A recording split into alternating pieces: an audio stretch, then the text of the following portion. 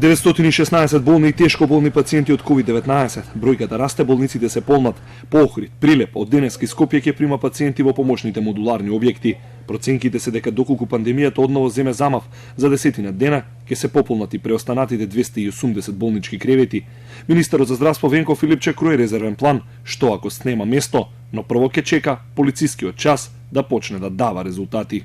Тој план е истиот практично од почеток, што тоа што никош не стигнавме до таму и до тој момент. А тоа значи едноставно да запре другата работа во јавноздравствените установи, осенитните и малигните, секако тоа никако не сме да запре и да се посветат сите јавноздравствени установи одделенија на третман на ковид пациенти. Но јас верувам дека овие мерки ќе дадат резултат.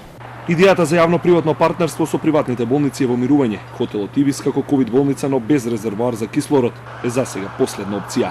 Планот се мену, најави Филипче. Вакцините за највозрастните граѓани ќе се наменат за останатите бели мантели, кои одново треба да се вклучат во грижата за болните од ковид.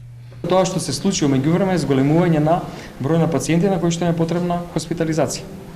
И поради тоа ангажирање на дополнителен кадар, лекари и медицински сестри од други одделенија, кои што треба да работат со овие пациенти. Значи, од 4000 се зголеми бројот на здравствени работници кои што сега ќе работат со ковид пациенти и затоа донесовме одлука да тие бидат сега повторно во првата група, приоритетна, да се придружат на оние колеги. Занзибар, Малдиви, по прошетките на екзотичните дестинации, македонските граѓани најверојатно ќе завршат во карантин. Владата бара локации, најави Филипче, иако ја отврли опцијата да се затвораат границите за влез и излез на граѓаните.